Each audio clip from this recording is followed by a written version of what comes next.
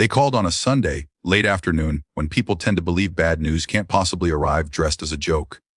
My mother laughed first. My father chimed in, pleased with himself. "Well, finally pulled it off?" he said. "Your sister's wedding is covered." I leaned against the kitchen counter and listened. I already knew where this was going. There are only so many ways parents say family when they mean you. "You sold my apartment," I said. There was a pause, not the kind that suggests remorse, just recalibration. "Well," my mother said, still light, "you weren't using it the way we needed. And it's for your sister. Think of it as your wedding present to her." I smiled because it helped my voice stay calm. "Congratulations," I said. "You should check your mail." They laughed again, assuming sarcasm, and hung up. For a long moment, I didn't move. I didn't feel shocked. I felt confirmed. Growing up, my sister was the occasion. I was the solution. When she needed, the family rallied.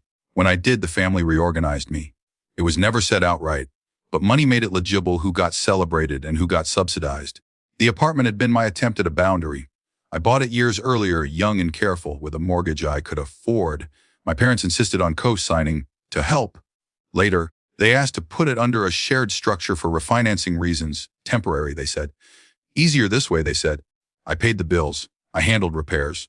I kept records. It didn't feel dangerous. It felt familiar. Easier always charges interest.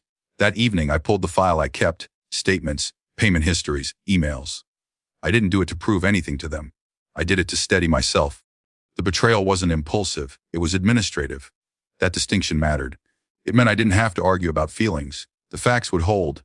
Weeks earlier, when I noticed changes in the accounts, I had stopped intervening. Not dramatically. I simply stopped correcting what I wasn't controlling. I told myself I was tired. I told myself I'd look into it later. The truth is I wanted to see what would happen if I stepped out of the role they assumed I'd always fill.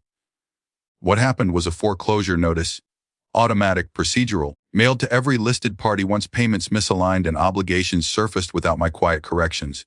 By Monday morning, my phone was quiet. By afternoon, it wasn't. My mother's voice had lost its laugh. "What did you do?" she asked. "I didn't do anything," I said. "I stopped doing something." My father took the phone, talking fast, irritated and confused. He said the sale should have cleared everything. He said there had to be a mistake. He said I needed to call someone and fix it. I let him finish. Then I told him what mattered and nothing more. I had been paying. For years. Consistently. Quietly. When they sold the apartment, they sold an asset tied to obligations they had never tracked because they never had to. The sale didn't free them. It exposed them. Silence followed, thick, stunned, unfamiliar. My sister texted that night. Not to ask how I was. To ask why I was doing this to them. I read it twice and set the phone down. The wedding went on, smaller than planned, tense in a way photographs can't hide. I wasn't invited. That part hurt more than I expected, even though I'd known it was coming. Fairness doesn't numb loss. It just makes it quieter. A week later, I met with a lawyer. We separated accounts cleanly, removed names, ended the temporary arrangements that had lasted far too long. The work was meticulous and dull, which felt right. No speeches, no ultimatums, just signatures and dates. My parents tried a different tone after that. They talked about forgiveness, about how money shouldn't come between people who love each other, about how family means pulling together when things go wrong. I listened once. Then I told them I wasn't available for financial conversations anymore. It wasn't a punishment. It was maintenance. They wanted a confession or an apology, something that would restore the old balance. I gave them structure instead. Communication narrowed to logistics. Emotions, when they surfaced, were left unaddressed. Not out of cruelty, but because I had learned how quickly, talking it through, turned into pressure to absorb costs that weren't mine. Months passed. The foreclosure resolved through channels I didn't manage. Consequences found their owners. My sister stopped texting. My parents spoke carefully, then less often. The absence felt heavy at first, then oddly stable. Sometimes I replay that first call. The laughter, the confidence with which they assumed I'd cover the gap like I always had. I don't feel proud of what followed. I feel clear. I didn't take anything from them. I stopped giving what they'd already spent. There are days I miss the fantasy of being valued without conditions.